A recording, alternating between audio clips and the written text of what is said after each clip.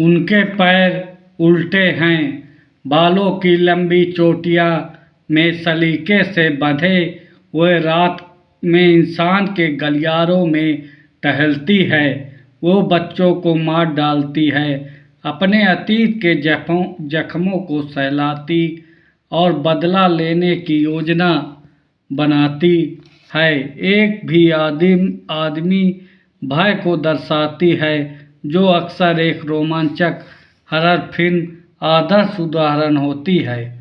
भारतीय पौराणिक कथाओं में डायन एक प्राचीन पात्र है। विकिपीडिया के अनुसार 15वीं शताब्दी में भारत के महाराष्ट्र राज्य के लातूर जिले के एक गांव हरगुलों में कुछ अलौकिक शक्तियां वाली महिलाओं का गुप्त समाज स्थापित किया गया था। समाज उनसे नाराज था। डायन लोक कथाओं और टीवी धारावाहिकों का हिस्सा है।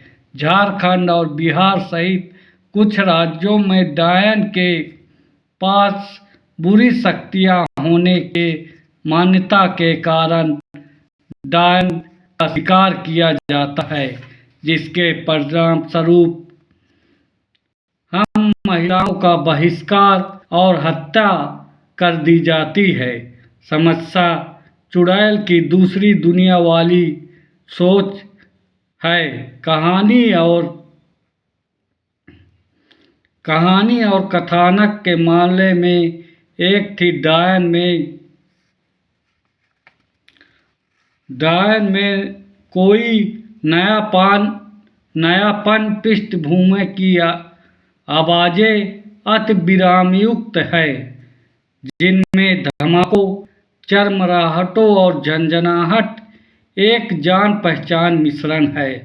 अय्यर अपने दर्शकों को डरावनी घटना का एक भी पल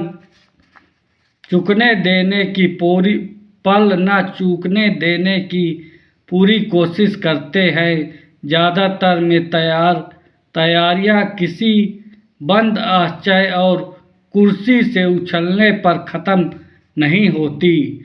फिल्म का पहला घंटा रोमांचकारी और रोमांचक है। हम मशहूर जादूगर बोबो इमरान हाशमी से मिलते हैं, जो मंच पर बड़े बड़े करतब दिखा रहे हैं। बोबो को एक गर्लफ्रेंड तमारा हुमा कुरैशी है और वो दोनों एक छोटे लड़के को गोद लेने वाले हैं। इनमें कुछ परिस्थितियां हमारे भारत से बिल्कुल अलग है। उदाहरण के लिए, जादूगरी अब एक पेशा नहीं बल्कि एक संग्रहकर्ता की कल्पना बन गई है, जिसे ईबी को पूरा कर सकता है। एक दंपति द्वारा एक बच्चे को गोद लेने के बारे में इसके विचार कल्पना है। बोबो विचलित है क्योंकि वह मानता है कि कोई उसका पीछा कर रहा है या उसे परेशान कर रहा है। इसलिए वह अपने आंतरिक उथल-पुथल की जड़ का सुराग खोजने के लिए एक सम्मोहन चिकित्सक के पास जाता है। हम सत्य के एक भयावह मानसिक तस्वीर उभरती है, जब वह एक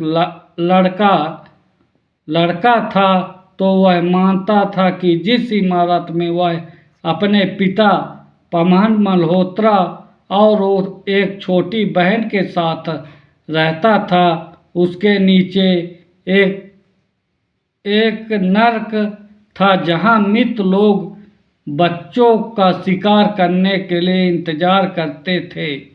एक डायन कोंकणा सेन शर्मा नाम की महिला बिस्ट के अंदर परिवार से मिलती है, जो बीबी को यकीन है कि एक चुड़ैल जो उसे या उसकी बहन को मारने की कोशिश कर रही है। वर्तमान में वह एक अन्य महिला लिसा कल्की कोचलानी नामक एनआरआई से चकित है, जो उसकी जादूगरी की प्रशंसक है और उसके बचपन का घर भी खरीदती है।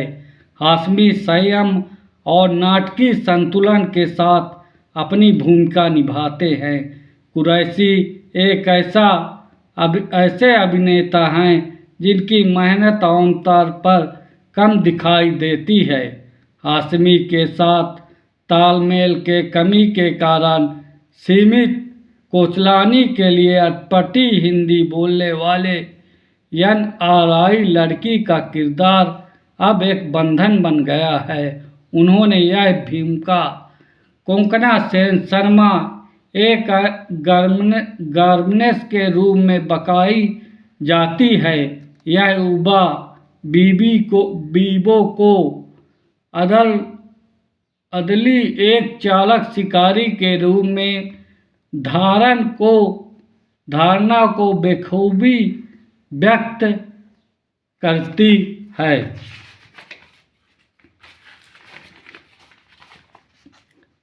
युवा बेवों को दुनिया और उसका प्रिज्म ही फिल्म का एकमात्र रोमांचक हिस्सा है। आपको पता ही नहीं चलता क्या वास्तविक है और क्या काल्पनिक है। यह रहस्य हालांकि क्षणिक सही मनोरंजक है। दो संभावित वास्तविकताएं एक दूसरे से बहुत ही रोचक ढंग से मिलती है तब तक कि हम बोबो के वर्तमान में वापस नहीं आ जाते। अंत में फिल्म के सबसे निराशाजनक बात अलौकिकता को पेश करने में इसकी साधारणता है। अलौकिकता को सहज ही मान लिया जाता है और उसे आप पर थोप दिया जाता है। ना कोई सवाल, ना कोई दुविधा, यहाँ तक कि मनोचिकित्सक भी चुड़ैलों के बारे में एक घिसी पिटी किताब के पन्ने पलटता है। वयस्क जादूगर की आंतरिक दुनिया में कोई जादू नहीं है पसंद। यह आपके सामने रामसे बदर की फिल्में हैं तो एक थी डायन देखिए। यह उस शैली का अधिक आकर्षक, अधिक चतुर संस्करण है। एक थी डायन शुक्रवार को ये